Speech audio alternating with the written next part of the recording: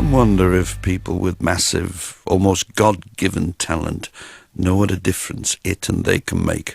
I wonder in some instances if they realise that they can even change the world. We're going to be spending 2 hours together with a couple of brothers who I believe did just that. I'm Bill Kenwright, and it's my privilege to share with you music and conversation about the greatest singing duo the world has ever known. I am, of course, talking about Don and Phil, the Everlys brothers. And I'm not alone in thinking they're so good. Here's our Garfunkel, Cliff Richard and Neil Diamond to have their say. I want to take the Everlys brothers from their exalted position in people's minds to something higher than that.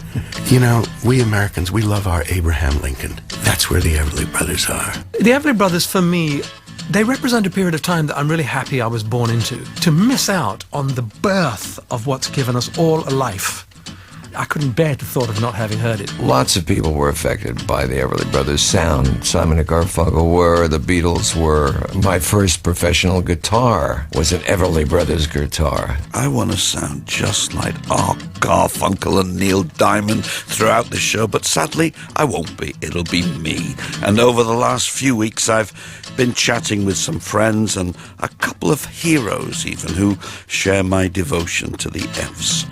But probably most importantly of all, I spent a wonderful time with the woman who made it all possible, Margaret Everlys, their mum, a truly magical spirit who, well into her 90s, is still living in the Nashville home that Don and Phil bought for her and her husband Ike not long after they'd been handed a song that would change their lives and probably the lives of millions of record buyers the world over.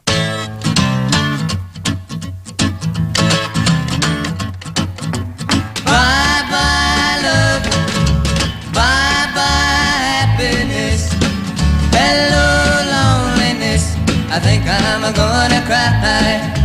Bye-bye love, bye-bye sweet caress, hello emptiness, I feel like I could die. Bye-bye my love, goodbye. There goes my baby with someone new. She sure looks happy, I sure am blue. She was my baby till he stepped in. Goodbye to romance, that might have been. Bye-bye love, bye-bye happiness, hello loneliness, I think I'm gonna cry. Bye-bye love, bye-bye sweet caress, hello emptiness, I feel like I could die. Bye-bye my love, goodbye. I'm through with romance, I'm through with love, I'm through with counting the stars above. And here's the reason that I'm so free. My loving baby is through with me. Bye-bye love, bye-bye happiness, hello loneliness, I think I'm gonna cry. Bye-bye love, bye-bye sweet caress, hello emptiness, I feel like I could die. Bye-bye my love, goodbye. Bye-bye my love, goodbye. Oh, wow, it was just one of those records, one of those sounds, and one of those moments in your life when you first heard it, and you sort of knew you were in the world of something quite different, something quite unique. I asked a few other people if it meant the same to them on first hearing that it did to me. Like any mum, Margaret Everlys remembers absolutely where she was when she first heard Don and Phil's voices coming across the airwaves. Driving in the car and the radio station would come on with that, "You'll never feel that feeling again." You know what? You've just told me what everyone says about their first record. That feeling of hearing it on your radio for the first time can never ever be repeated, can it? You know, there was a song out, and some of the words in the song said, I try to hold on to the moment, but time won't let me stay. For every step I take, I lose something on the way. Well, I tried to hold on to every moment. Isn't she just great? Okay, Mother Margaret was in a car, but Art Garfunkel was in a bowling alley, and he was sure bowled over when he heard Bye Bye Love. I went to a bowling alley with Paul when I was young, in my teens. We came back on the bus. There was on the radio, Bye Bye Love, Everly Brothers' first hit. I was new to that sound. When I heard the opening intro, 8 bars of guitar, in the first 8 bars, Paul and I perked up. What's that guitar? What a great rhythm guitar sound. They hadn't started singing yet. I was galvanized. And then came, Bye bye love. and you heard these two voices so matched because genetically they're brothers. And you heard this sound and you went, wow, fantastic. Who is this? The Everly Brothers. So that was Art Garfunkel, who, of course, remained a huge fan throughout his life and their lives. My mate Andrew Lloyd Webber was away on holiday in Barbados, but he was anxious to talk about the Evs. So, Andrew, I'm going to start with the same question I've asked everyone. Do you remember when you first heard Bye Bye Love and what it meant to you? Very well, that it was a completely new sound. I'd never really heard anything like it. Was it the vocals? Well, it was obviously the vocals were extraordinary. But the other thing about it is that although there is a sort of very light drum part on it, it's really acoustic guitar driven almost entirely. Yeah. And the whole thing was unlike anything that was going on in rock or pop at the time at all. Well, it was obviously an absolutely fantastic song and one of the greatest songs in the kind of rock canon. But it was just the thing of those voices, that the fact, obviously, that they were brothers, that there was something completely unique in the sound. The great Albert Lee came into the studio to have a chat. I'm going to ask everyone this. Yeah. What was your first hearing? Was it Bye Bye Love? Yeah, Bye Bye Love. Yes, that guitar intro. I loved their singing, and especially Don's solo. And, of course, you cannot have Andrew Lloyd Webber without chatting to the great Tim Rice. So, Tim, do you remember the first time you heard them? I was on a school trip to the Lake District. I lived down south, and we were coming all the way up to the Lake District from Hertfordshire, and we stopped on the A6 near Preston, pre-motorway days, and us little lads, all aged about 12, we went into this transport cafe, and there was a record playing on a jukebox, and I hardly knew what a jukebox was. That was a great excitement. And on this jukebox, a 78 RPM one, was coming out this most amazing sound. I'd never heard anything like it before. I was vaguely aware of Elvis, and I hadn't really got into rock and roll completely by then, but I was aware of what was happening. And then this extraordinary sound came out of this extraordinary machine, and it was two voices sounding like one.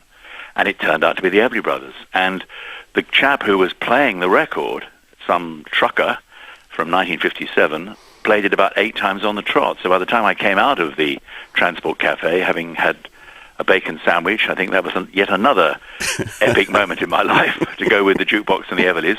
I knew Bye Bye Love off by heart, and ever since that moment, I have loved the Everlys. Okay, I'm going to ask a typical Tim Bill question. What was the B-side? The B-side of Bye Bye Love was I Wonder If I Care As Much. Tim, you are the best. And the follow-up, Tim? The follow-up was Wake Up Little Susie. And the B-side of that was? The B-side of that was, oh gosh, Maybe Tomorrow. Yeah. Which was not the Billy Fury song. Was not the Billy Fury Maybe Tomorrow. It was the Evs Maybe Tomorrow. I know you love again. Maybe tomorrow.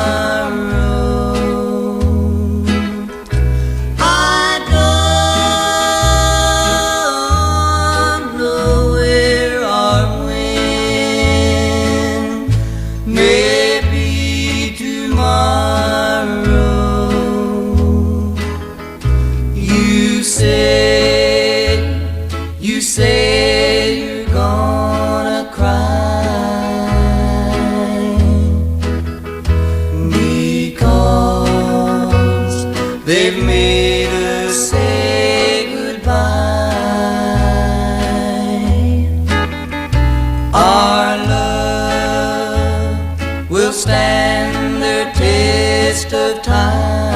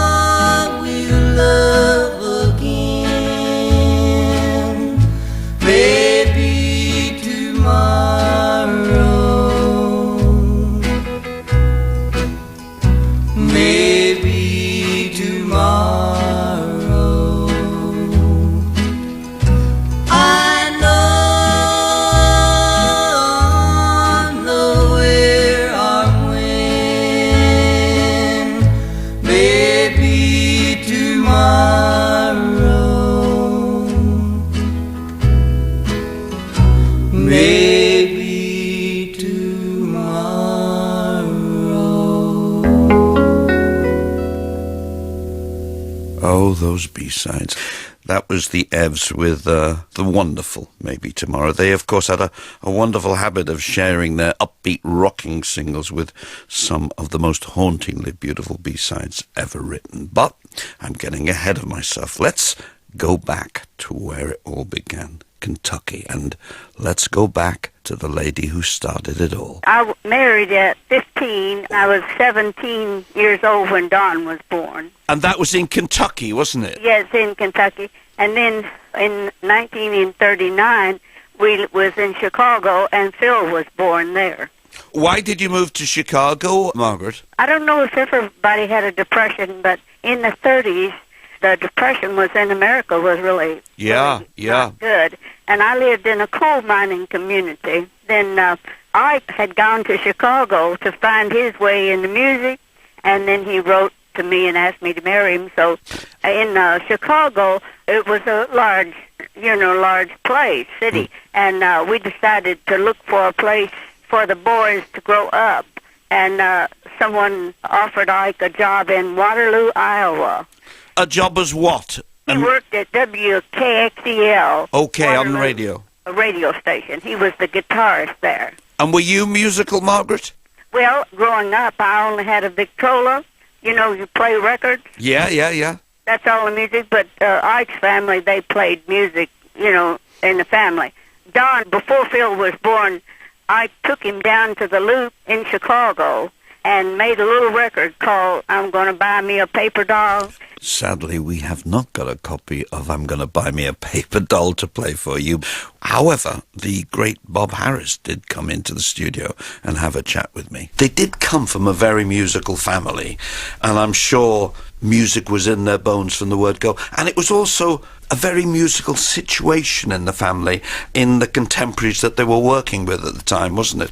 There's a bit of a parallel, I suppose, in a way, to the development of the career of Ricky Nelson, because the Ozzy and Harriet show was the showcase for Ricky, the Nelson family, basically. I'm walking, yes indeed, I'm talking for you and me, and I'm hoping that you come back to me.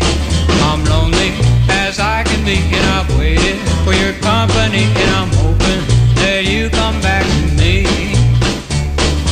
What you gonna do when the well runs dry? You're gonna run away and hide. I'm gonna run right by your side. For you, pretty baby, I'd even die. I'm walking, yes indeed, I'm talking for you and me, and I'm hoping that you come back to me. Hang on. Ike Everly, it was a similar sort of situation, wasn't it? That he had his own radio show on which the boys used to perform. There's also, I think, an interesting strand to explore in terms of the whole sort of atmosphere of Kentucky music. Yeah. Because you've got the mining communities there. And the dad was a miner who could actually play a mean guitar. Exactly. Yeah. And so many songs have been written about what it was like living in those mining communities at the time. And, you have to say some of the hardship. Is it too much of a cliche, then, to say that the sort of the heart and the soul that we talk about came from the roots? In a way, you could say there was a touch of heartbreak about the sound of their harmonies. Kentucky,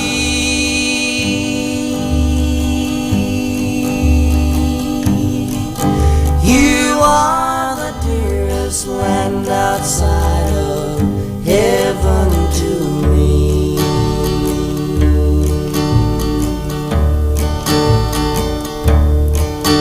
Kentucky,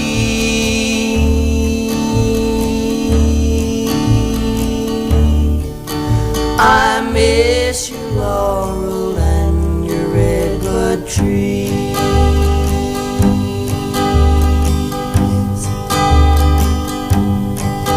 When I die,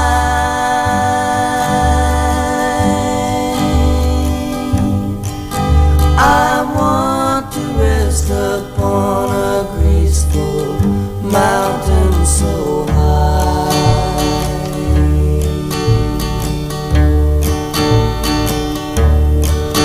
For that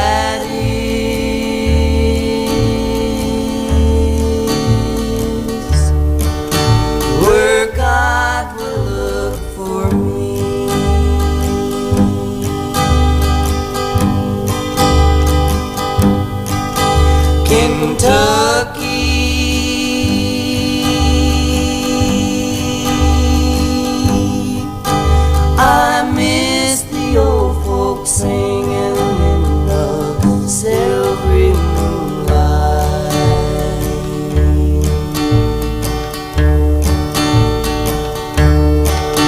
Kentucky,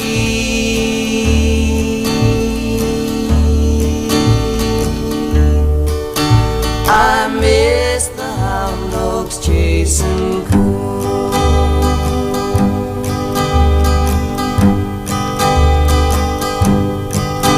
I know that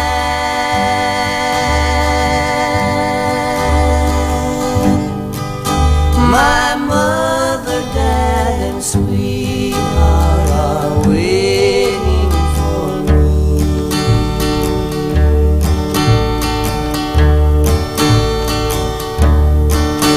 Kentucky,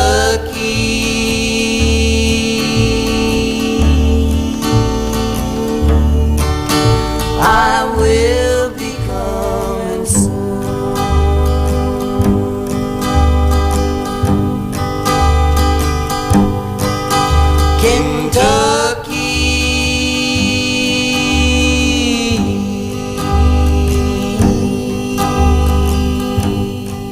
The Evs recording of Carl Smith's Kentucky from probably their most personal album, Songs Our Daddy Taught Us. Listen again to Bob Harris. I always do believe that the environment seeps into the grooves of that music. You just can't help it. Yeah. It's just like in the DNA. And a close-knit family situation where there must have been a feeling of maybe the way out of this tough world we're in is through the music now. I think by performing the music in itself, it would probably take them to another place, wouldn't it? It was great, isn't it, that their dad was such a force in the way that he was and guided them into radio and began to give them these experiences. Ike was working at the radio station, and one day Ike came home and I said, you know, if I was working with you, we could make twice as much like the other duets are doing. And he laughed. He really laughed at me out of the house. And he said, well, but you can't sing. I said, I can learn.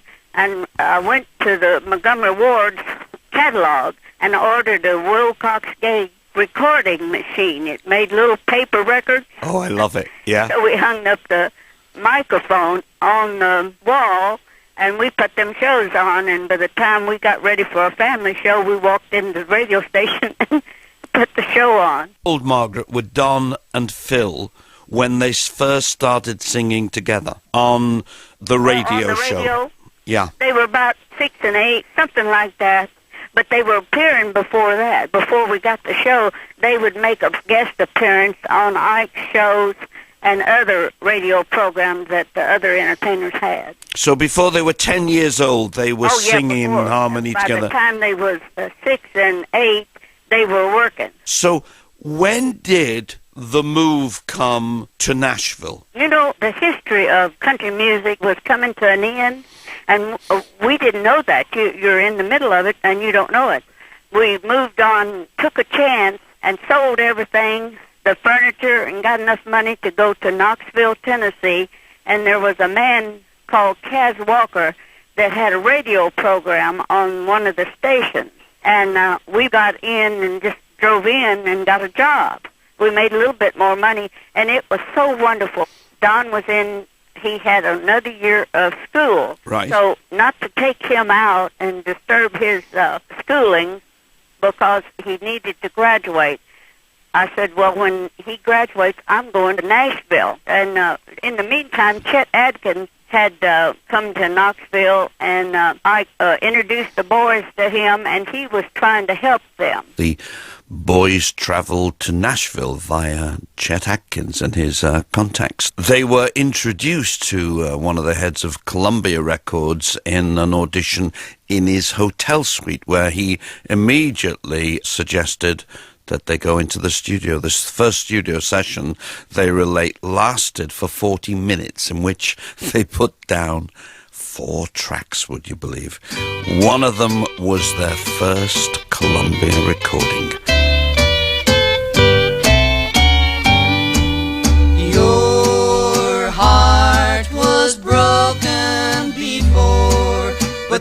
can be all in the past. If you just give me a chance, here's the secret to make our love last. Keep loving me, keep loving me, keep loving me the way I love you. Pay no mind to those who disagree, 'cause when you give, you're bound to receive. Don't let what happened before make us like the others that lose. Trust me, believe in my plan, and the secret I know time can prove. Keep loving me, keep loving me, keep loving me the way I love you.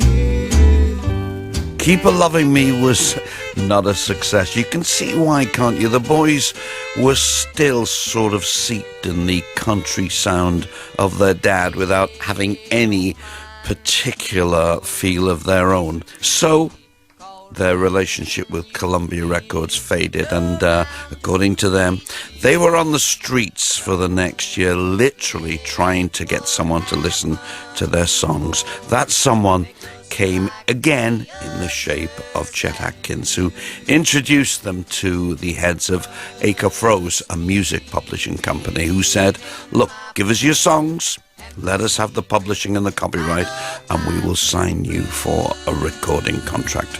Thrilled, they signed away all of the rights to their songs, and at another meeting they were introduced to Cadence Records' Archie Blair, who gave them a song that he'd been trying to place with several recording stars unsuccessfully. They went into the studio, and again with Chet Atkins behind them, Don said to Chet, this is our big, our only chance.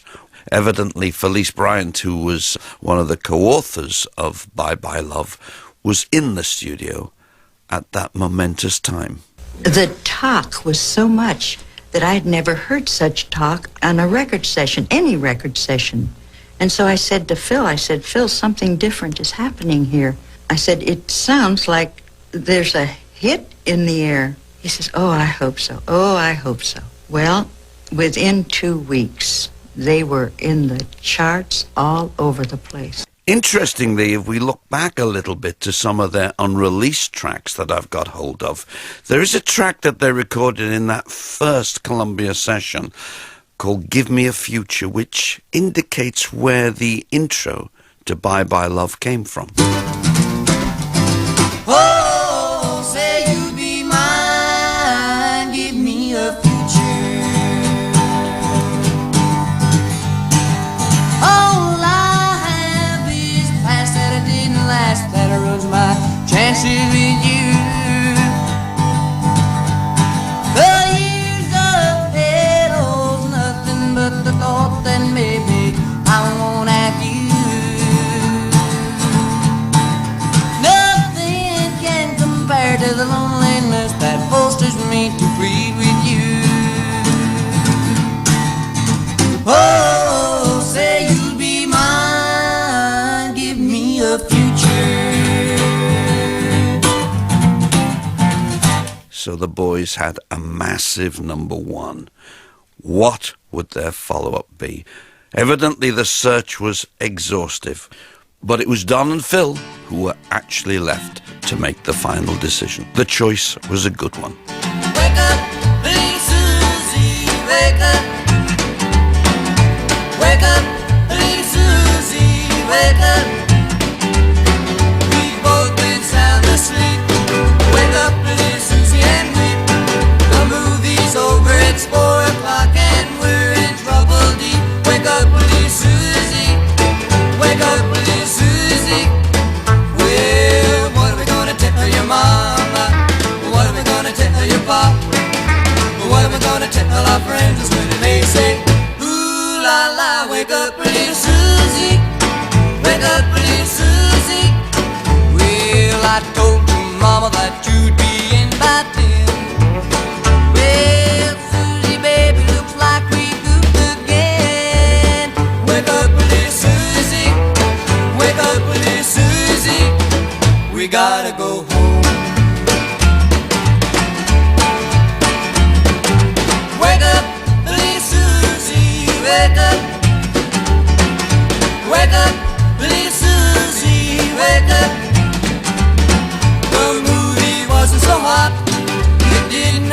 edge of the plot. We fell asleep, our goose is cooked, our reputation is shot. Wake up, little Susie, wake up, little Susie. Well, what are we gonna tell your mama? What are we gonna tell your pop? What are we gonna tell our friends when they say, ooh la la, wake up, little Susie, wake up, little Susie, wake up, little Susie.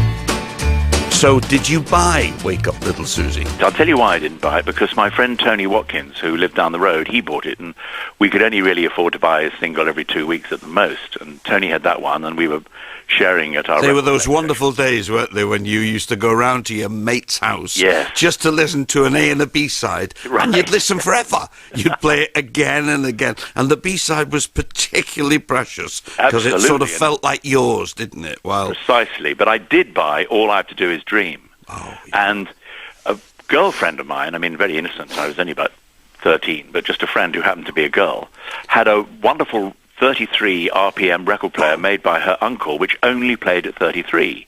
And she didn't have a 45 RPM speed on it.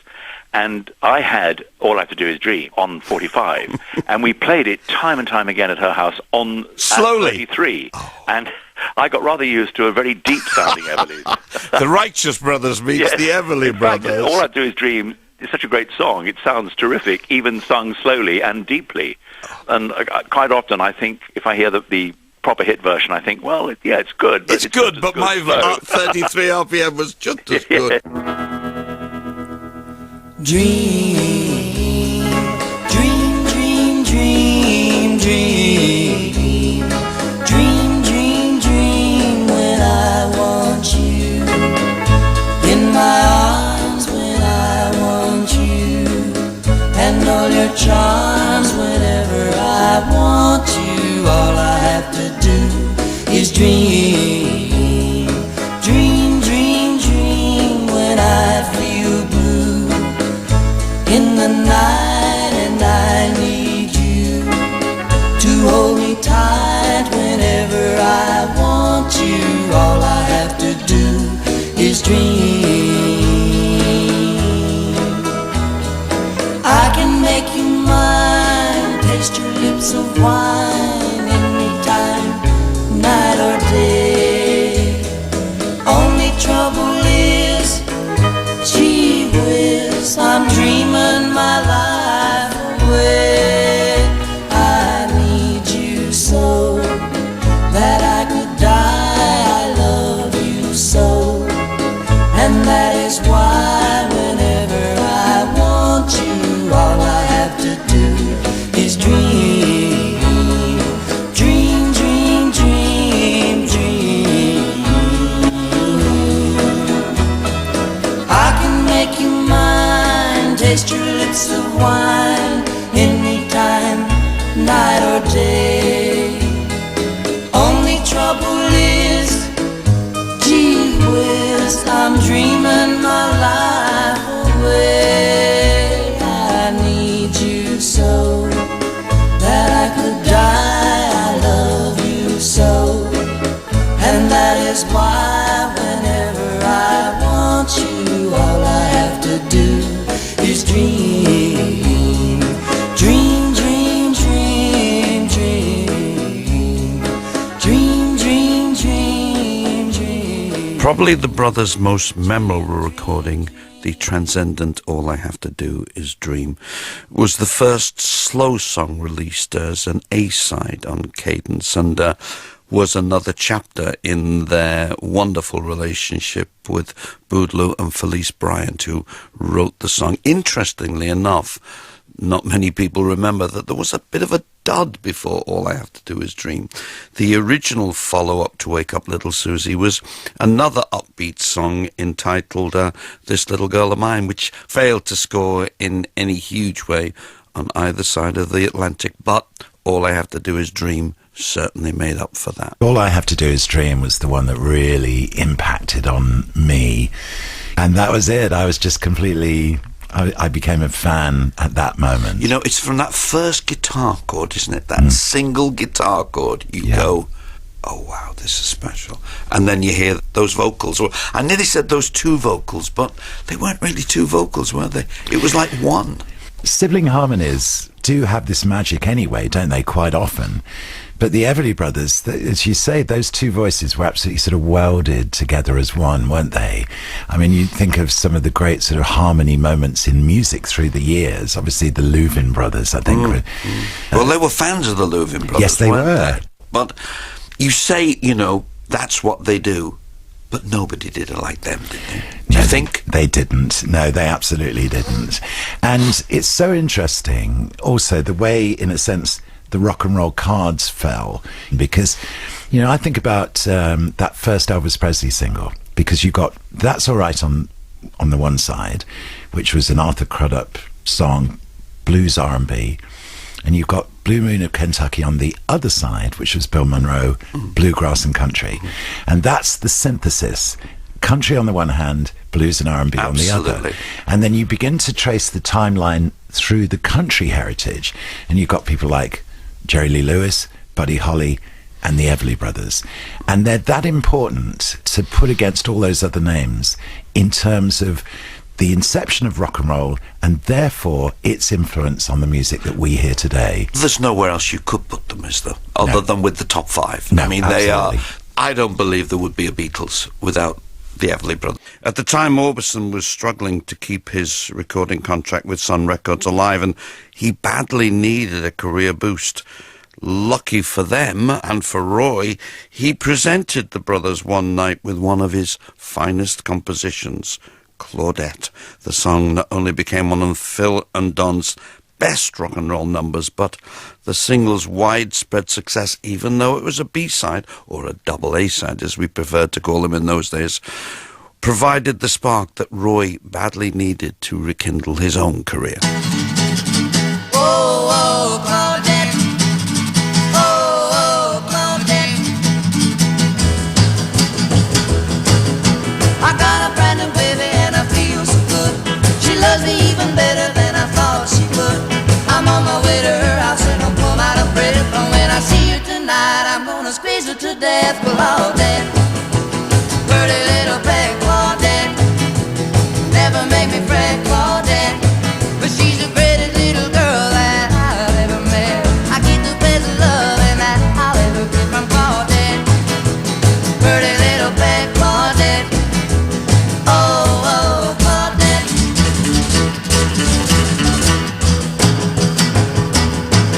Well, I'm a lucky man, my baby treats me right. She's gonna let me hug and kiss and hold her tight. When the date is over and we're at her front door, and when I kiss her goodnight, I holler more, more, more. Claudette, pretty little pet Claudette, never make me fret Claudette, but she's the greatest little girl that I've ever met. I get the best love and that I'll ever get from Claudette. Oh, pretty little pet Claudette. Oh, oh, Claudette.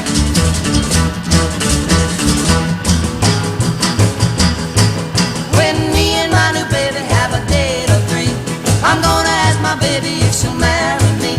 I'm gonna be so happy for the rest of my life. When my brand new baby is my brand new wife. Claudette, pretty little pet Claudette, never make me fret Claudette, but she's the greatest little girl that I've ever met.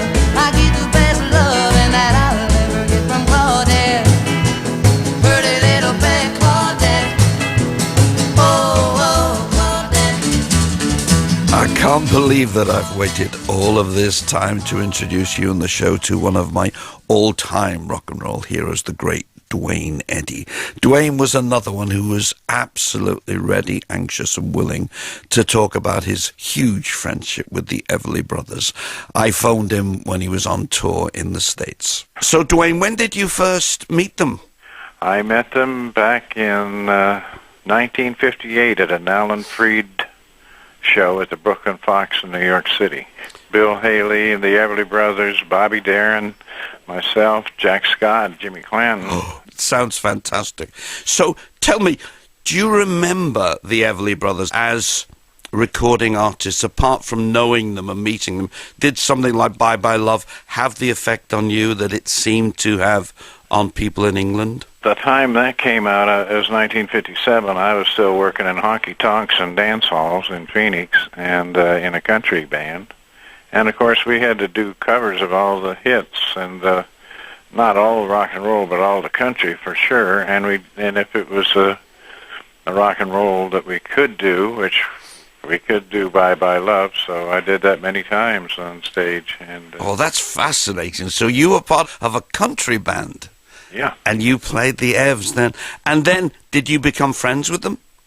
Yes, the first time I met them, I was sitting there by myself. In the Brooklyn Fox, they had 3 stories of dressing rooms, and each floor they'd have a kind of an open room with some chairs, a piano or something. So I was up on the second floor, I think, because I was the new kid.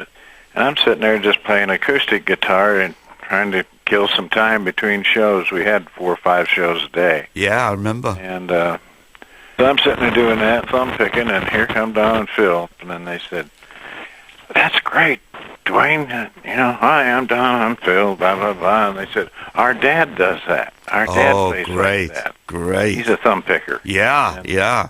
And I said, "Oh, really? Yeah, from up in Kentucky, yeah." It was Chet Atkins, wasn't it, that was the big influence on them? Yes. Chet Atkins was... Chet, and I'm sitting there stunned and amazed. You actually know Chet Atkins? You know, if someone would have told me when I was a 12-year-old kid at the Liverpool Empire, sitting in the back row of the gods, watching Duane Eddy play blue guitar on a bill with Bobby Darin, Clyde McPhatter and Emile Ford, that one day I would be talking to him across the waves about the Everly Brothers, I would have told them they were potty. That was such a thrill, and as you'll hear in the second half of the show, he is just the sweetest man. So round about August 1958, when Duane was playing on that phenomenal bill, wow, would I have loved to have seen those Arthur Freed shows, the Evs released their 4th massive hit. How do you follow up a beautiful ballad like All I Have to Do Is Dream? Do you give it another beautiful ballad? Or maybe do you go back to the Bye Bye Love days? Johnny is a joker, he's a bird, a very funny joker, he's a bird. But when he jokes my honey, he's a dog. His joking ain't so funny, what a dog. Johnny is a joker that's trying to steal my baby, he's a bird dog. Johnny sings a love song like a bird, sings the sweetest love song you ever heard. But when he sings to my gal, what a howl. To me he's just a wolf dog on the prowl. Johnny wants to fly away and puppy love my baby, he's a bird dog. Hey bird dog, get away from my quail. Hey bird dog, you're on the wrong trail. Bird dog, you better leave my lovely dove alone. Hey bird dog, get away from my chick. Hey bird dog, you better get away quick. Bird dog, you better find a chicken little of your own.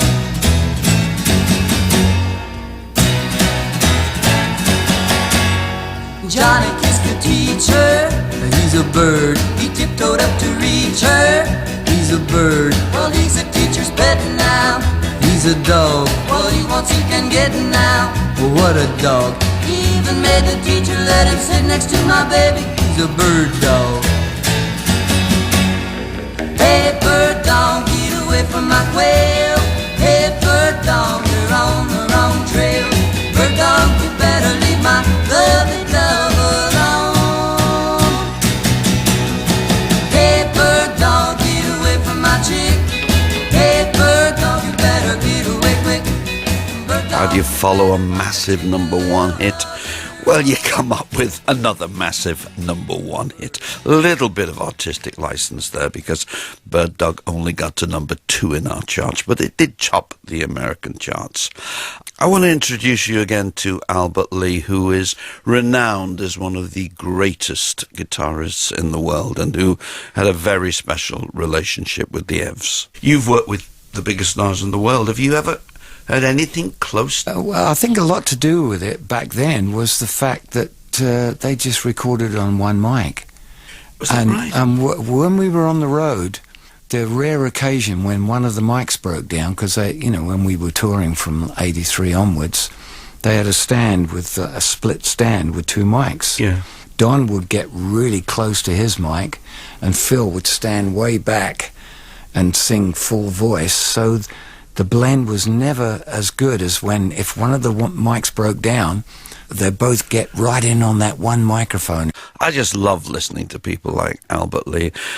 And it's extraordinary, isn't it, to be reminded that they really did sing into one microphone in their early recording studios.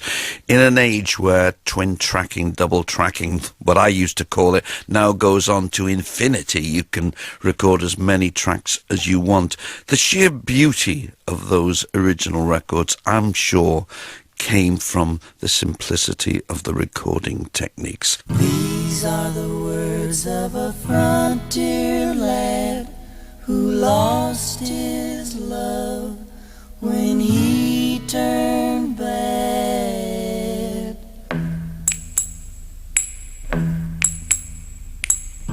Take a message to Mary, but don't tell her where I am.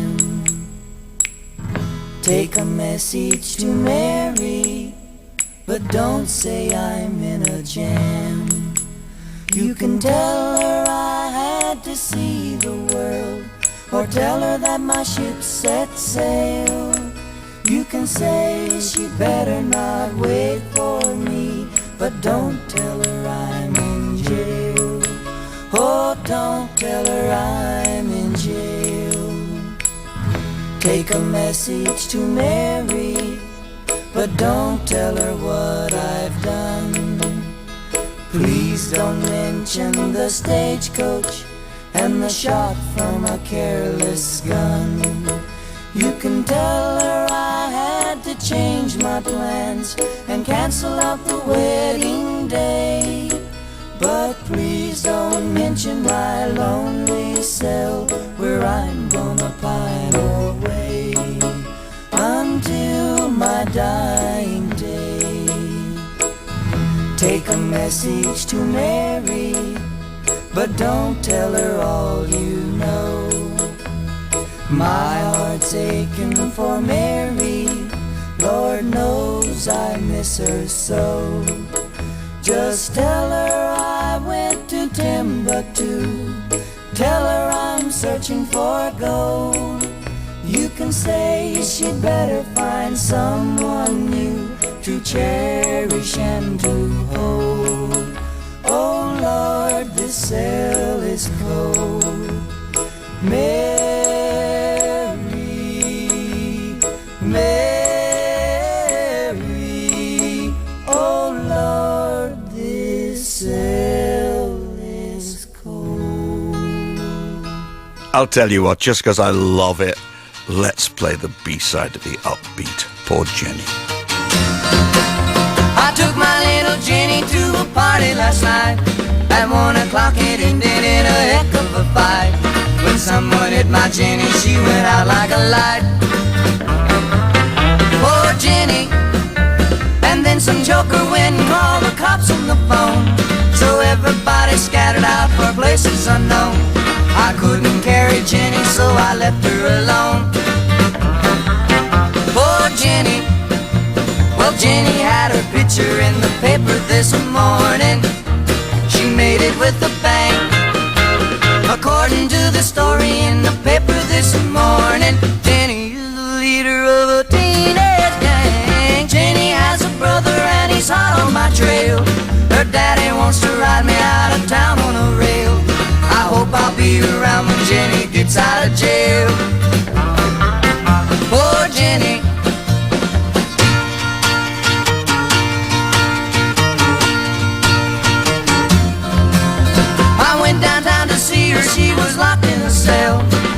wasn't very glad to see me, that I could tell. In fact, to tell the truth, she wasn't looking too well.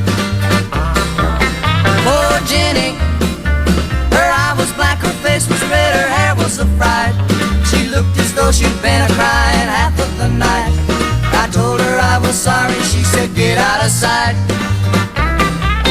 Poor Jenny, it seems a shame that Jenny had to go get apprehended. The heck of a fate. This party was the first one she ever had attended. It had to happen on her very first day. Jenny has a brother and he's hot on my trail. Her daddy wants to ride me out of town on a rail. I hope I'll be around when Jenny gets out of jail. Poor Jenny. So forget poor Jenny for a second. How was the previously poor Margaret doing now that the boys had started to earn the kind of living that their mum had always dreamed of for them? We started working for somewhere else and let them have the house for a while and try to put them on their own to live, on their own a little bit. But that didn't last but about 6 weeks. So did you and Ike continue to play?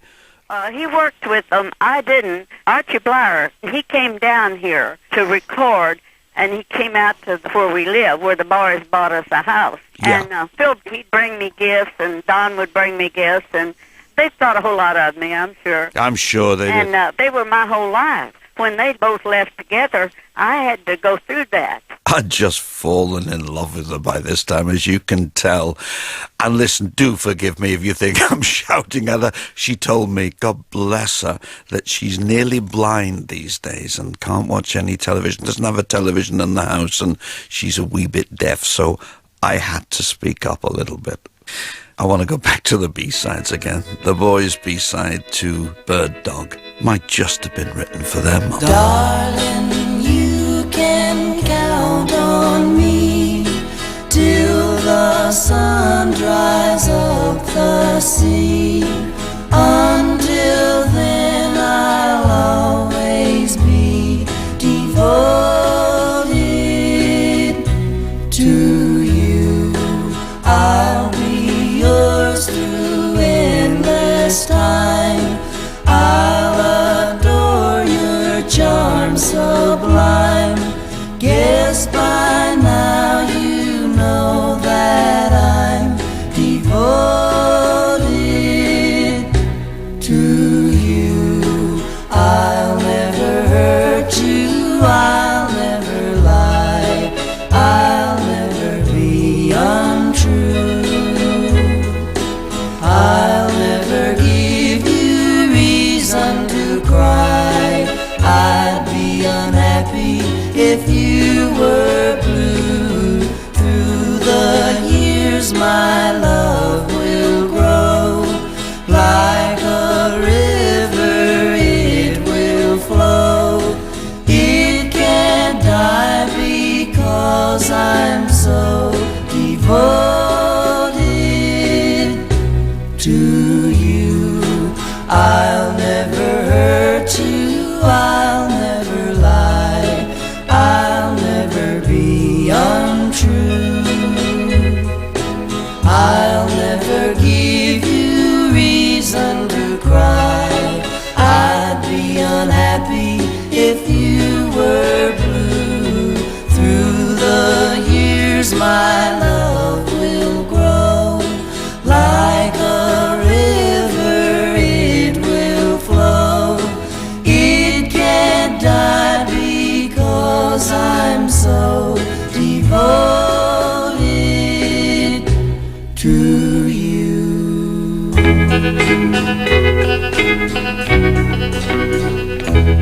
So we're coming towards the end of the first hour of our story, where Phil and Don and Mother Margaret and Father Ike really have conquered the world. But as we all know, the story of success and perfect harmony didn't last forever. In the second hour, maybe one of the brothers' biggest cadence hits proved to be prophetic. Problems, problems, problems all day long. Will my problems work out right or wrong?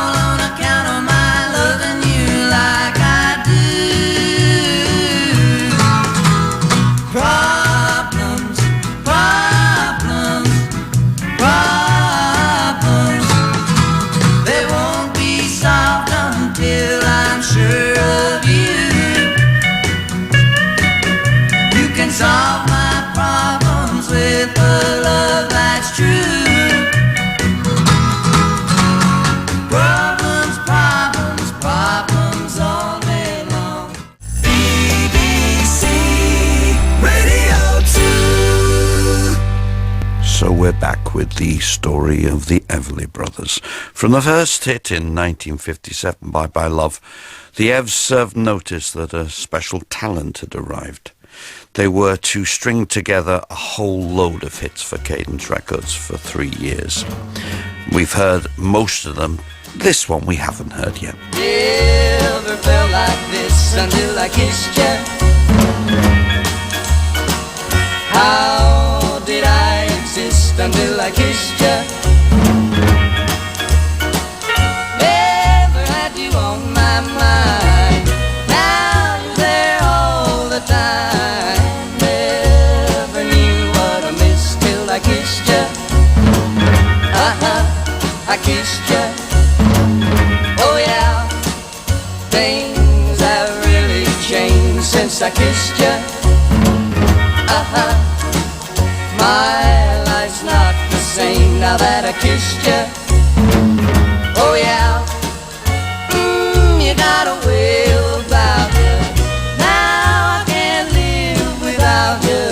Never knew what I missed till I kissed you. I kissed you. Oh yeah, you don't realize what you do to me, and I didn't realize what a kiss could be. You got a way about you. Now I can't live without you.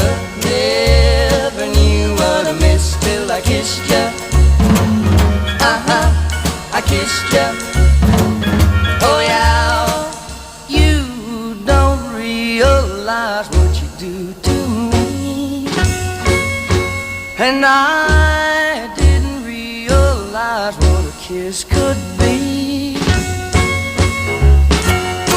You got a way about you.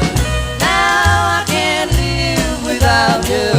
Never knew what I missed till I kissed you.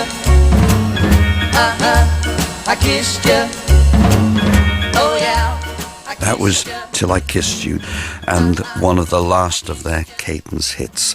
Things weren't great at Cadence, and they were beginning to feel somewhat restricted, especially when Wesley Rose, their music publisher and manager, fought against them massively not to record their first non-Acuff Rose single. You get it? He didn't publish it. He didn't want it recorded. The beautiful Let It Be Me. Don says that Wesley Rose hated it so much he came along to the studio in New York, the first time, incidentally, they'd recorded outside of Nashville, and just stood there staring at them both in the recording booth, shaking his head sadly.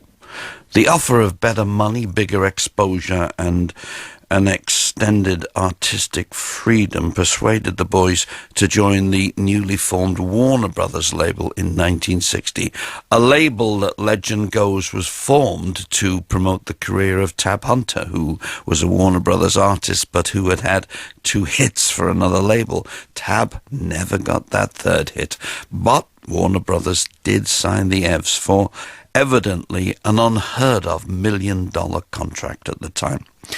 Their first release promptly became their biggest hit single ever and topped the US and UK charts for an amazing 5 and 8 weeks respectively.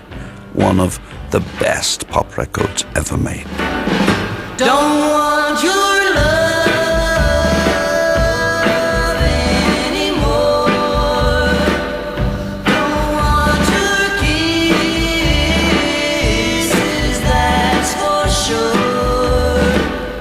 I die each time I hear this sound. Here he comes, that's Kathy's clown. I've gotta stand tall. You know a man can crawl. Oh, he knows you tell lies and he lives on passing by. He's not a man at all. Don't want your love anymore. Don't want your kisses, that's for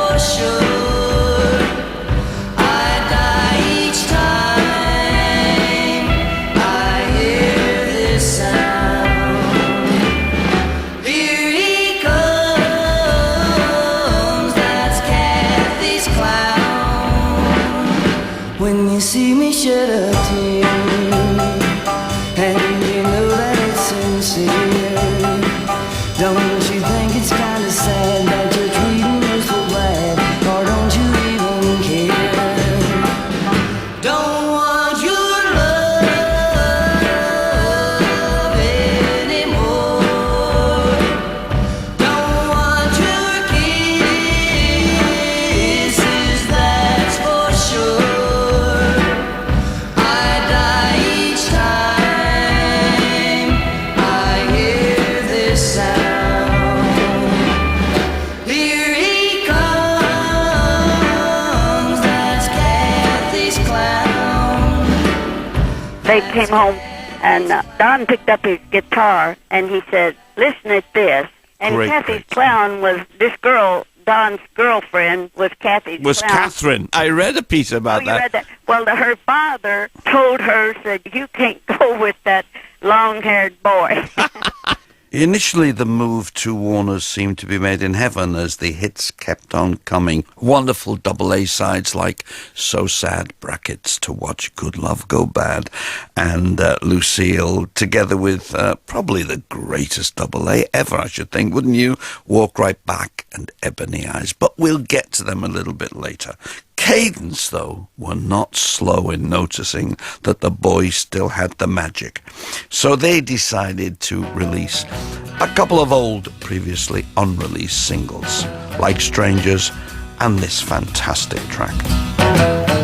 I've been made blue. I've been lied to. When will I be loved? I've been turned down.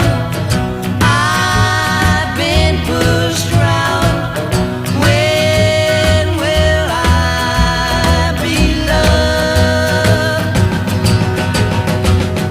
When I meet a new girl that I want for mine, she always breaks my heart in two.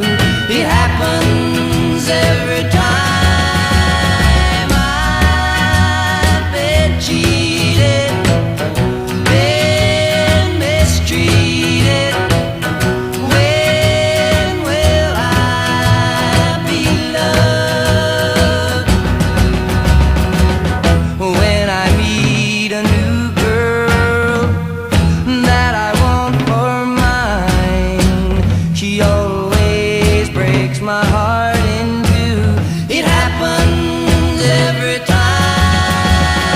I've been cheated, been mistreated. When will I be loved? When will I be loved? When the Evs manager publisher Wesley Rose brought the duo to Warner Brothers, one of the big enticements was obviously that the good-looking siblings might launch a career in Hollywood. But as bright as the future looked for the brothers in 1960, no one could have predicted just how fast this grand scheme would unravel. Every day they report to Warner Brothers' Little Red Schoolhouse to learn the business of being actors. To do so, they had to cut out personal engagements for several months. Why, you might ask, have they agreed to this? Because we had to start thinking about the future, says Don. It got to the point where all we were thinking about was how to get back into the top 10. We had to plan what we would do if the hits stopped coming. Now, amazingly, that statement was only 4 years after they'd had Bye Bye Love. The writing was maybe a wee bit on the wall when serious conflicts with their management and Wesley Rose in particular over the boys' insistence of releasing their revival of Bing Crosby's hit Temptation led to a split with Wesley Rose and, more importantly, goodbye to the Bryants' marvelous songs.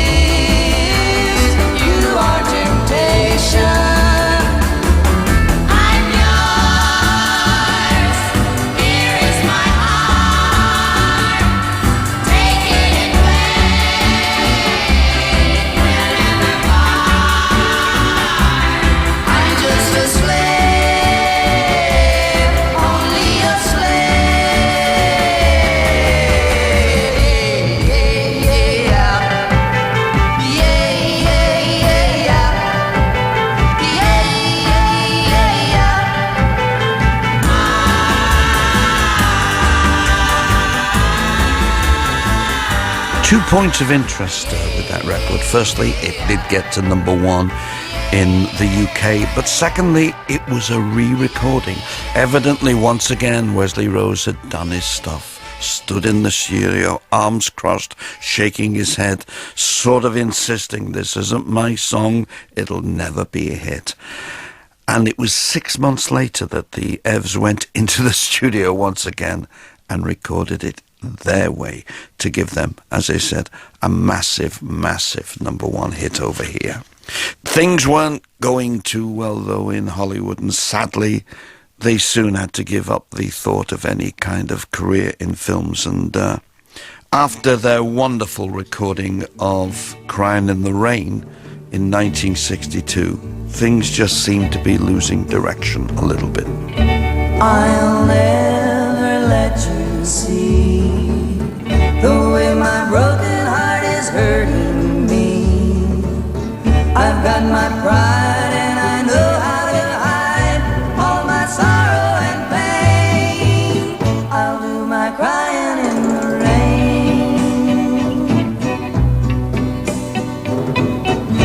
If I wait for cloudy skies, you won't know the rain from the tears in my eyes. You'll never know that I still love you so, though the heartaches remain. I'll do my crying in the rain.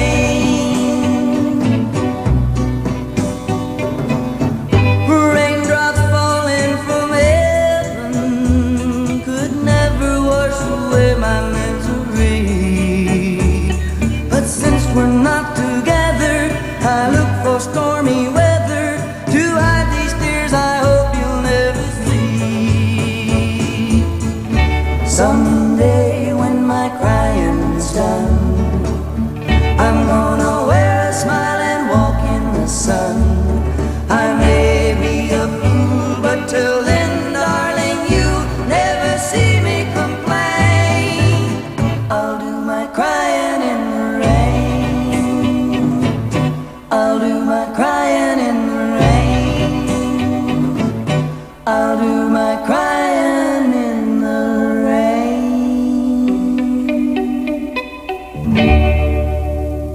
The autumn of 1962 was a tough time for the Everlys. You got to remember, at this stage in rock and roll history, a tour was a very grueling event, as was identified a few years previously with the final Buddy Holly tour. The days were full of hotel rooms, the nights were full of bars, and the stage shows gave them little or no satisfaction.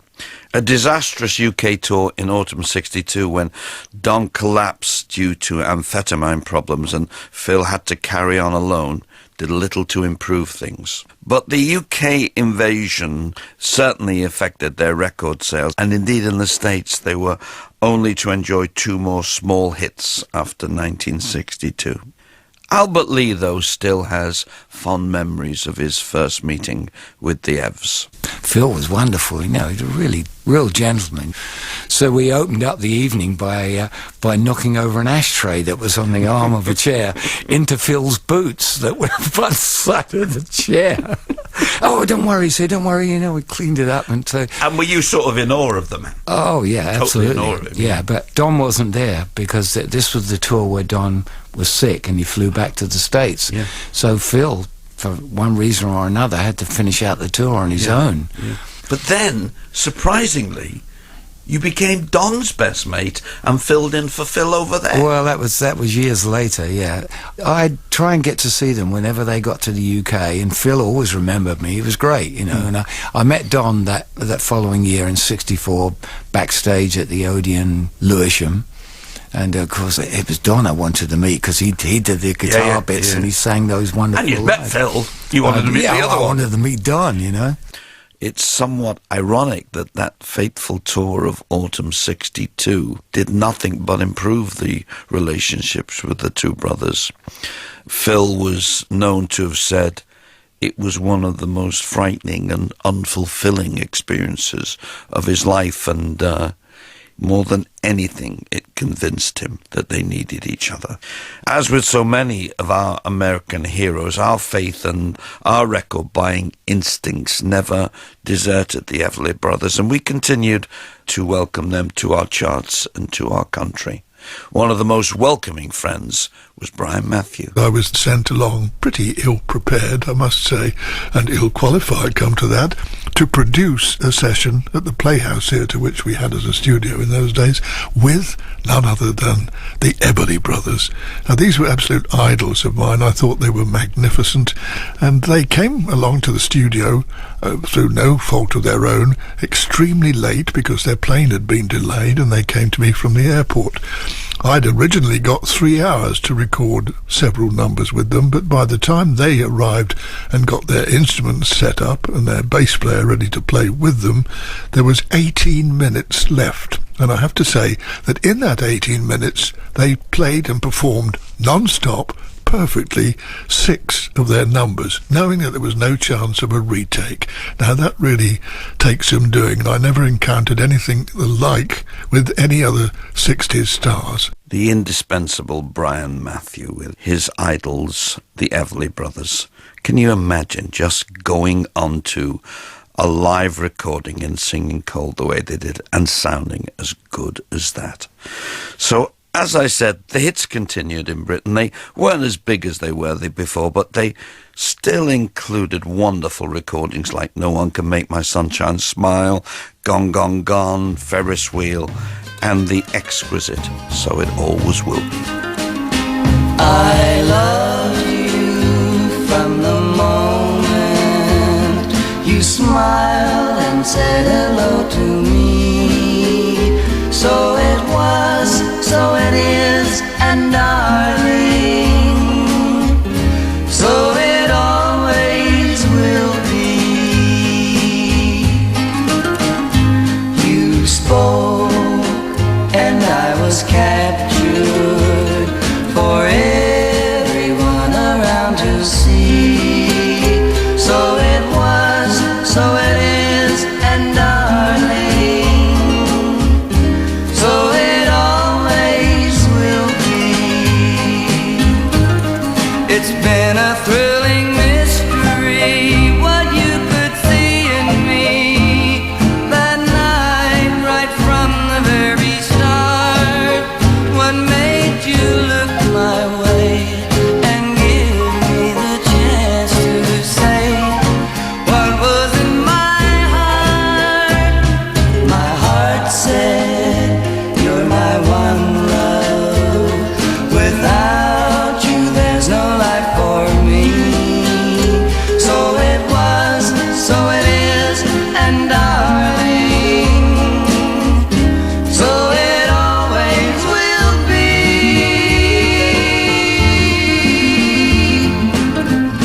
So it always will be.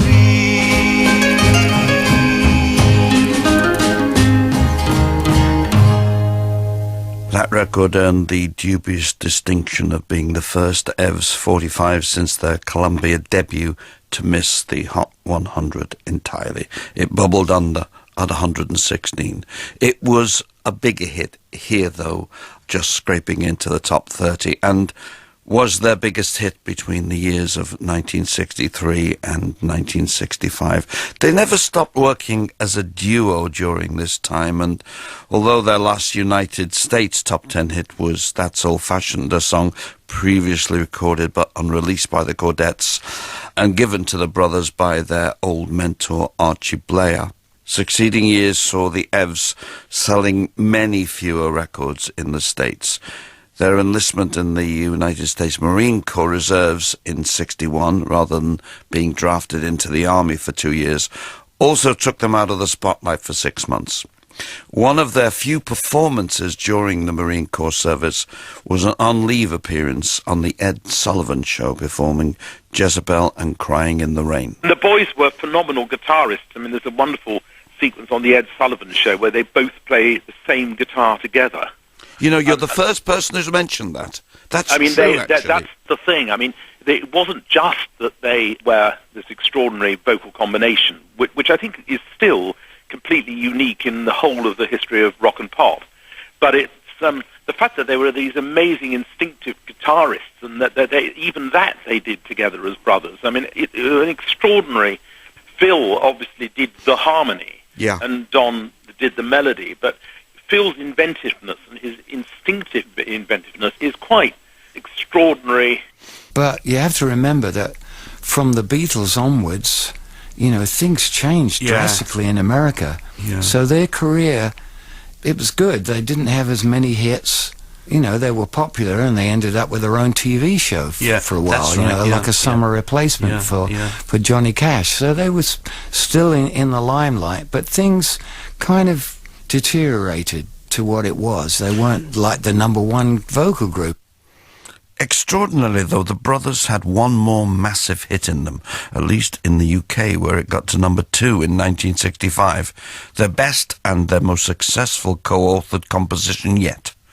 Phil said, "It wasn't the best of times for us. We were Americans on the wane," but a more positive Don suggested, "It was a good period for our writing. By then, the divorces, the Marine Corps, and the drugs were all behind us." Well, they were for me anyway. It's undeniable that at this time the boys were in awe of the resilience of their friend Roy Orbison, and the fact that in spite of the Beatles, Roy had secured a worldwide smash with Pretty Woman. Maybe that's why their 1965 smash had a similar intro.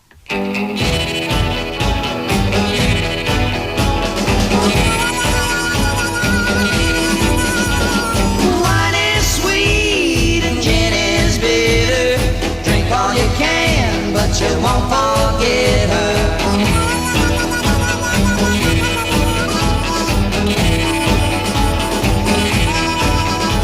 You talk too much, you laugh too loud. You see her face in every crowd.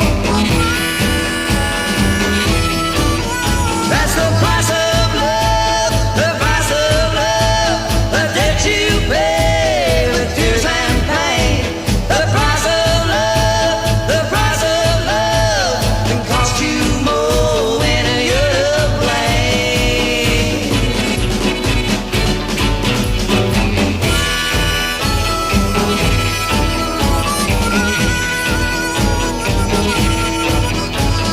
Kiss one girl, kiss another, kiss them all, but you won't recover.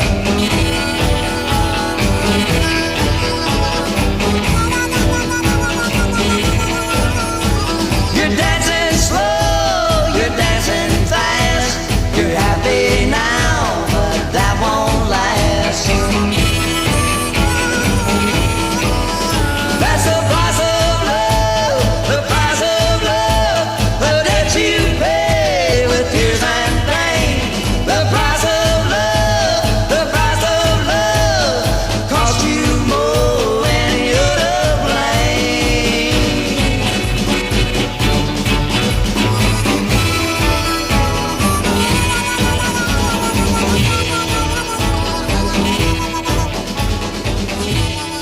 Back at the top in Britain anyway, but even here the single hits were drying up and there were actually only a couple more waiting in the wings. They did, though, continue to make albums, and good ones at that, including the Ev-Sing country hits, Rock and Soul, Two Yanks in England, aided and abetted by another English band that revered them, the Hollies, and a great return to their family beginnings in 1968 with their magnificent album Roots.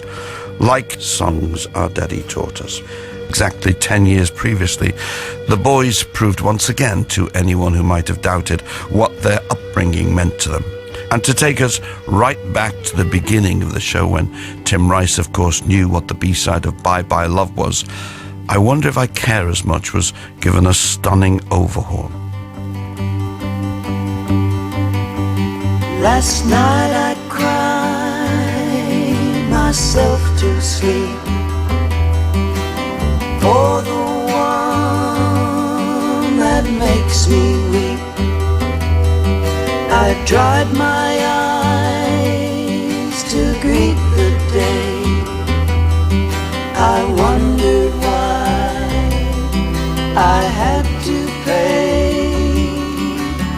tears that I have shed by day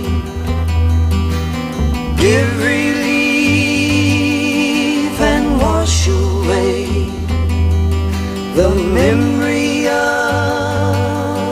the night before. I wonder if I'll suffer more.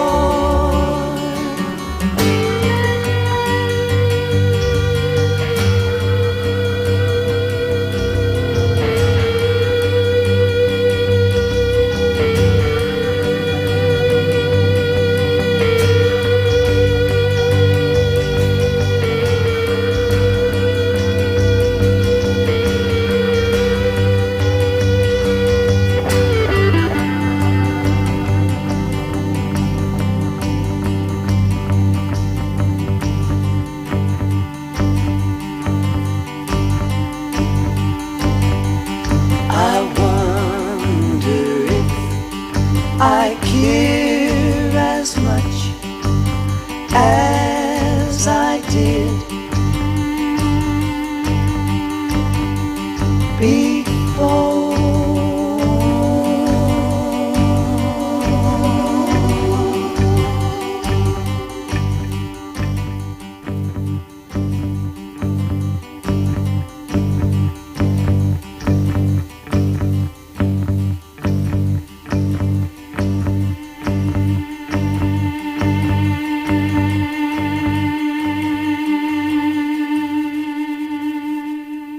The irony, of course, was that while the harmonies were achieving even more perfection as the years, the concerts and the albums went by, the brothers themselves were growing further and further apart. Don famously said at this time, Phil and I have only ever had one argument. The problem is it's gone on for 25 years. I think that there's another parallel here with the Beatles, because when you think of John's Lost Weekend in Los Angeles, 18 months of a Lost Weekend in LA in the mid-1970s. Now, he had still, at that point, a lot of pent-up stuff to get out of his system. That when you think that from their early teens, that the Beatles had been in the spotlight constantly, and John just needed to just let it all go. And I think in a way there's a parallel there with the way things were for the Everly brothers, because they'd lived in one another's pockets. They'd gradually begun to get on each other's nerves in an absolutely massive way.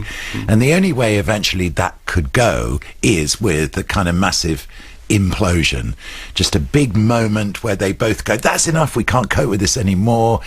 Phil and Don made beautiful music together on stage for the most part, but off stage, when they were not feverishly arguing with each other, they were barely speaking. I said for the most part on stage because Don in the early 70s had become a habitual lyric changer on stage, which he claimed was merely to keep the feelings fresh. I've got to ask you a question. My favourite Everlys of all time is Let It Be Me. Have you any idea why Don changed the words of the middle eight? Oh, you mean when we were on the road? Yeah. Oh, well, yeah, he did that all the time. He used to sing things back to front and, you know. Did he? Yeah. And how did Phil respond to that? Oh, well, he just had to go with it.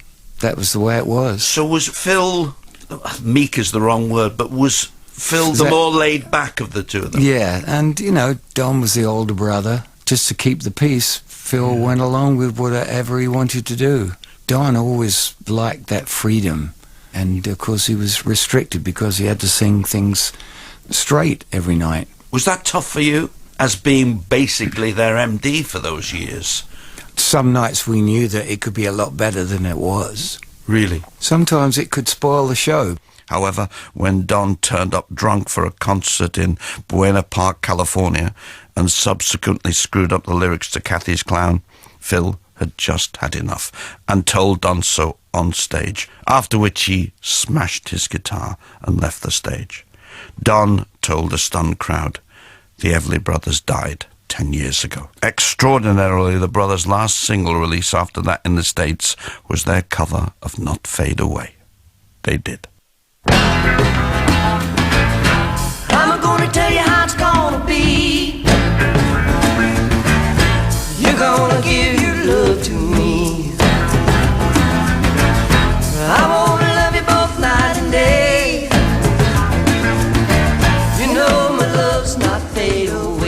Although the next decade could not be described as wilderness years for the brothers as individual artists, it was nothing like their previous years together. From the interviews I've read, Don seemed to be the most disillusioned and indeed the angrier of the two brothers. He said about his solo album, no one wanted to hear one Everly brother any more than they wanted to hear two. No one listened anymore. They didn't care. Phil, though, seemed to be happy and came out with one particularly awesome track on a very impressive solo album, Star Spangled Springer. I often say that the thing I love most about doing my radio shows is not only that I have a chance to share with you the music that means so much to me, but also that I inevitably and frequently find out new facts that have passed me by. When they split up, I certainly was around. Phil asked me to produce his first solo album for RZA Victor. Oh, really? Oh, really? Don stayed with Warner Brothers, and Phil was friends with Terry Slater, who you may know there in England, and they wrote a bunch of songs together. And they'd written most everything for the album, but I brought in a couple, 3 songs, and they picked one that they liked, that Phil liked. And begged them to put out as a single. They wouldn't do it, and this group in England heard the album after it was finished, and they said, well, that must be the single. And they checked, and they said, it's not. So they said they went in that night and recorded it. If I could make a wish, I think I'd pass. Can't think of anything I need.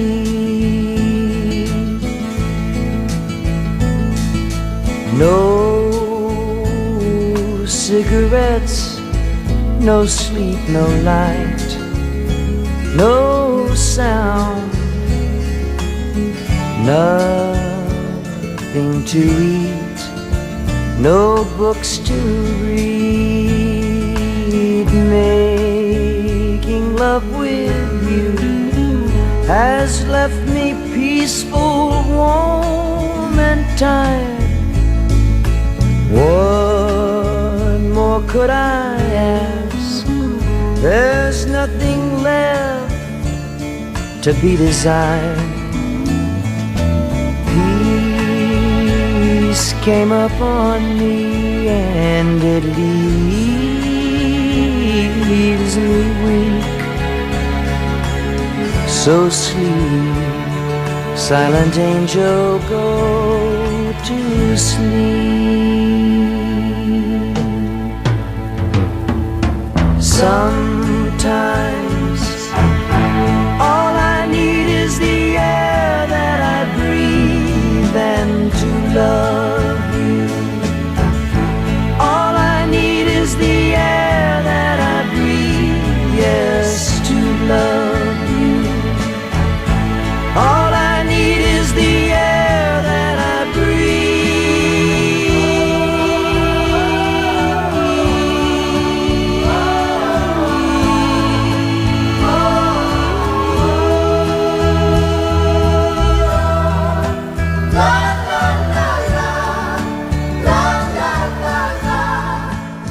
Phil Everly's majestic Duane Eddy produced recording of The Air That I Breathe. Whilst every avenue I go down points to the fact that Phil was the most considerate, the most easygoing and humble of the two boys, some of the tracks on Don's impressive 1978 album Brother Jukebox, particularly Yesterday Just Passed My Way Again and Turn the Memories Loose Again, make me feel that of the two, Don was probably the one really missing the relationship most. The greatest duo the music world had ever known, simply, had 10 years apart when they didn't even speak to each other. Do you mind telling me a little bit about how you felt when they decided to go their separate ways? Oh, it hurt. It hurt. I almost couldn't think about accepting both of them going their separate ways, being apart. And then later on I realized they needed some time away from each other to get to know who they were. I wrote about it. I said it was like two bright lights on the stage. The film was in between them. They couldn't see nothing, only the vulnerability in each other's face. Did they talk to you about it, Margaret? No, they kept things from me. Did they? Yes, they did. A lot of times Phil would call me, and I knew that he wasn't at the right place, and he'd call me for reassurance, and I was sure of it. But Don was married, and he had a wife to talk to. But Phil was always, he was more of a loner. In 1983, though, exactly 40 years since two young brothers had stood in front of a microphone in a radio station in Iowa, Don and Phil put aside the differences of the previous decade, and they did just what we've been hoping they always would. Walk right back to me this minute. Bring your love to me, don't send it. I'm so lonesome every day.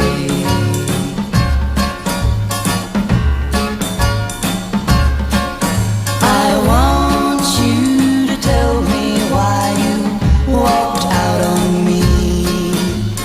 I'm so lonesome every day. I want you to know that since you walked out on me, nothing seems to be the same old way. Think about the love that burns within my heart for you, the good times we had before you went away. Oh, me. Walk right back to me this minute. Bring your love to me, don't send it. I'm so lonesome every day. I'm so lonesome every day. At a press conference, this is what they had to say when asked why choose this year to reunite. That's a good question. I think maybe this could be, I'm tired of everyone saying, why don't you do it? Why don't you do it? Why don't you do it? Every day of my life. And when we finally decided to do it, people quit asking me that question. And I don't know, the times change, and you change, you mellow, and you see things, and you get anxious again. Maybe we had enough time alone, or enough time away from the road and everything. So it seems it was exciting again, too. I agree with that. Sounds good. There's lots of reasons, but I kind of mark it up to fate, the times, and something had moved around, I guess, inside, and just seemed right. The two sold-out reunion concerts at the Albert Hall were extraordinary occasions. I was there, and I felt a massive sense of joy and even relief that two of my greatest heroes had found themselves again, and, of course, had found their music. I had no real idea at the time what the breakup had been about, but I so wanted the wounds to be healed. Indulge me now, please, as I relive that experience when, I promise you, sitting in the cheap seats at the Albert Hall as their voices soared upwards, I really did think I was in the presence of angels. We used to have good times together, but now I feel them slip away. It breaks my heart to see us part. So sad to watch good love go bad.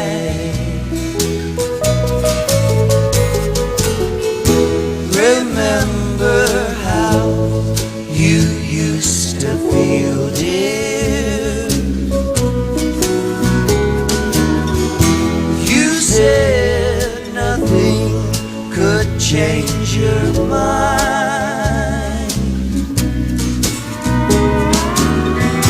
It makes me cry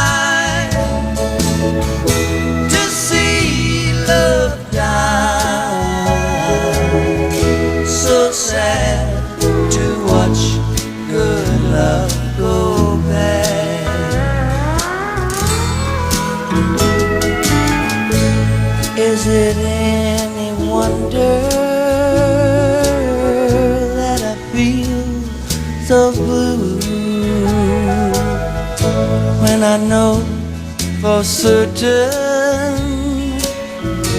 that I'm losing you. Remember how you used to feel, dear. You said nothing could change your mind. It makes me cry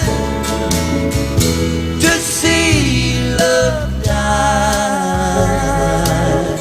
So sad to watch good love go bad.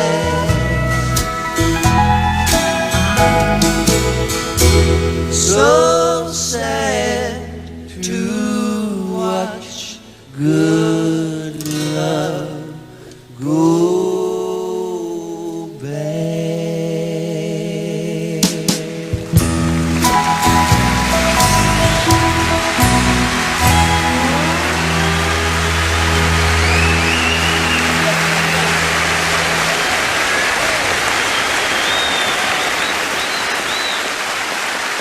I never dreamt it would happen. I thought, well, if they ever get together, just for one show, I hope they pick on me.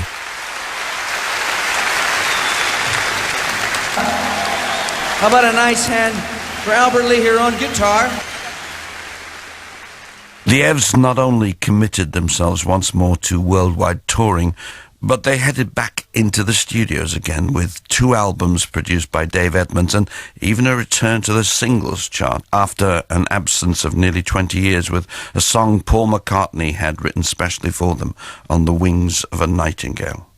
Now, look, it would be stretching the truth by a literal Kentucky country mile to say that the brotherly love remained committed and constant for the next 2 decades, but at least they got on with their Everly Brothers' careers. Went to see him at the Royal Garden Hotel in Kensington. Had they split up by this time? Yes, they were not 100% with each other at that point. This must have been about, I'm guessing, about 1992, and Don and Phil were both staying in the same hotel, but in different rooms and with, different cars and everything. And they had a gig that night in Oxford, and I was going to see it in Oxford, and I ended up driving Don to Oxford. It was great. He sat in the back with his wife, chatting away, and he was. Oh, so you really were the driver then, Tim? I was the driver. You weren't the mate saying, "Come on, I'll give you a lift." You were the driver, right? I remember I was asking him about my favourite Everly album, It's Everly Time. Yeah, and me too. Particularly, my favourite track of that album, really, believe it or not, is "Memories Are Made of This," which is a wonderful song, and the Everlys dispensed with the chorus of "Sweet, Sweet, the Memories You Gave to Me," and just did it as a straight, beautiful pop country song, and it really is absolutely beautiful. Now, Tim, do you know, in this year's series, just after Phil had died, I opened with Memories Are Made of This. No, really? Because it's one of my favourite too. Take one fresh and tender kiss, add one stolen night of bliss, one girl, one boy, some grief, some joy. Memories are made of this. Don't forget a small moonbeam,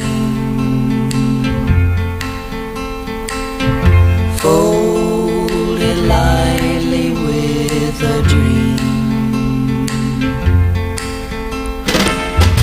Your lips and mine, 2 sips of wine.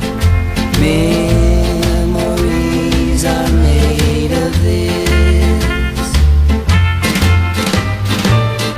Then add the wedding bells, one house where lovers dwell, 3 little kids for the flavor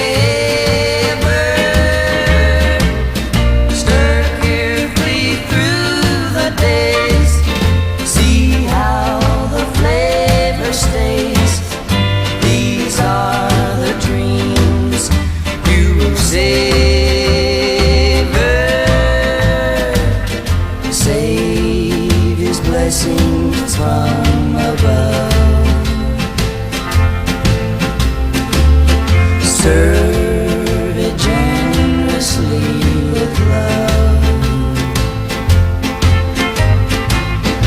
One man, one wife, one love through life. Memories are made of this.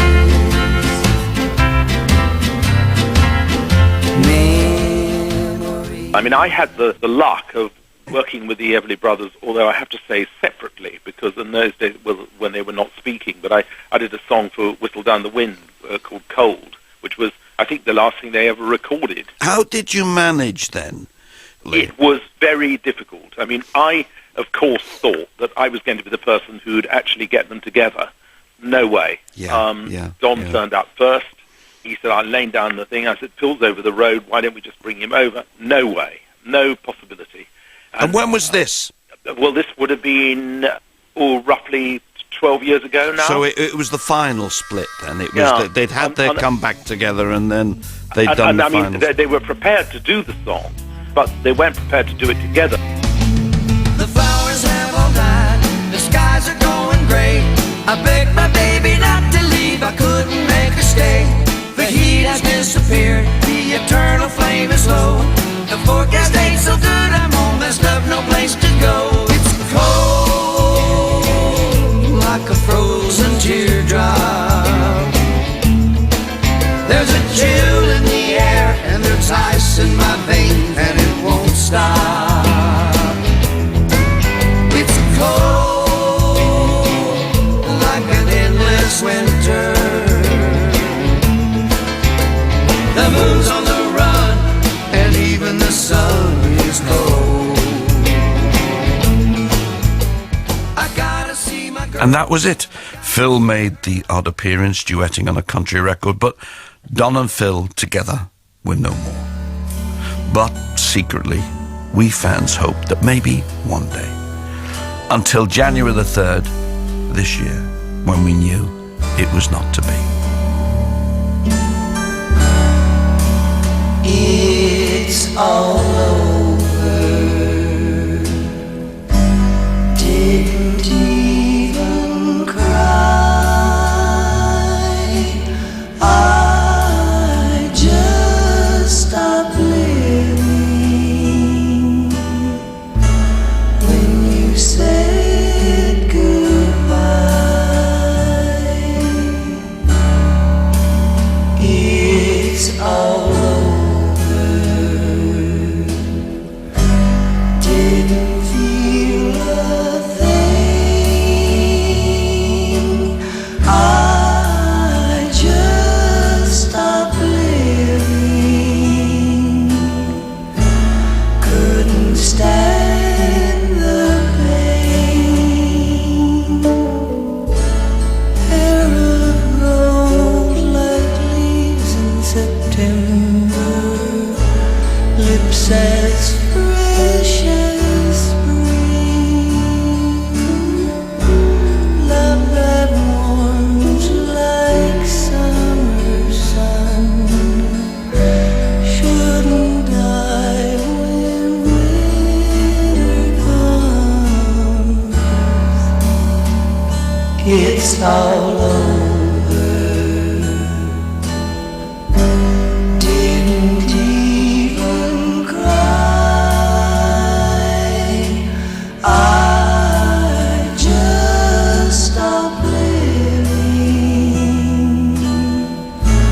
when you said goodbye. It's all over.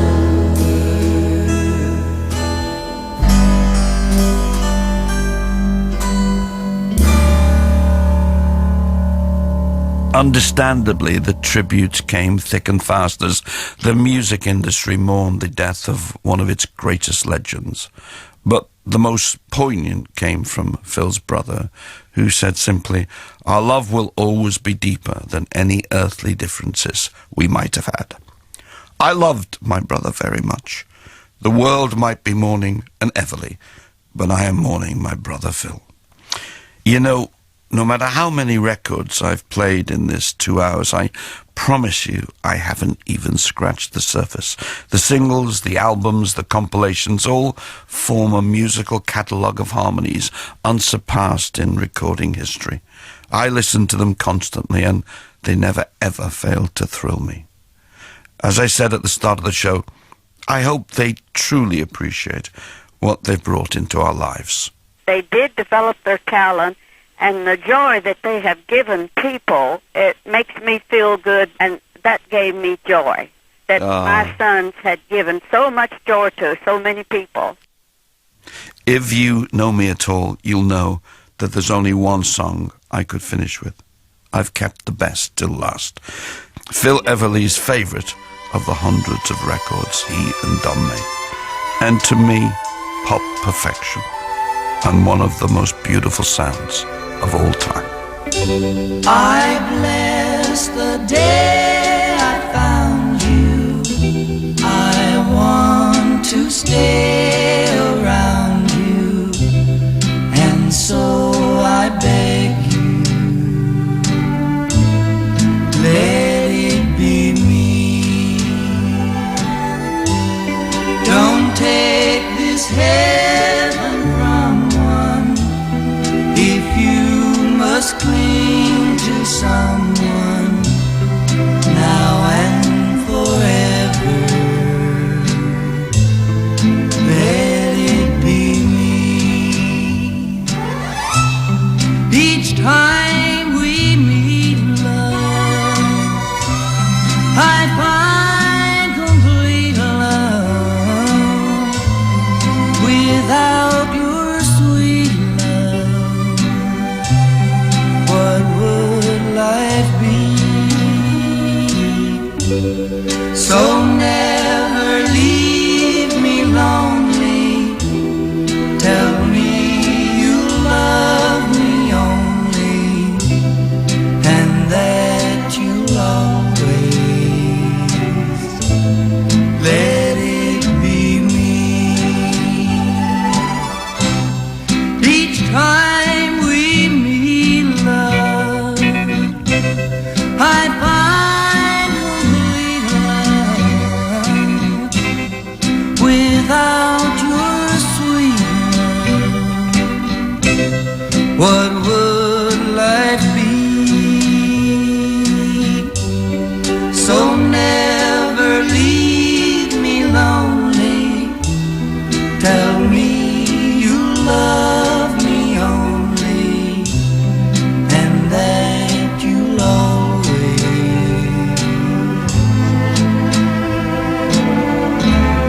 let it be me.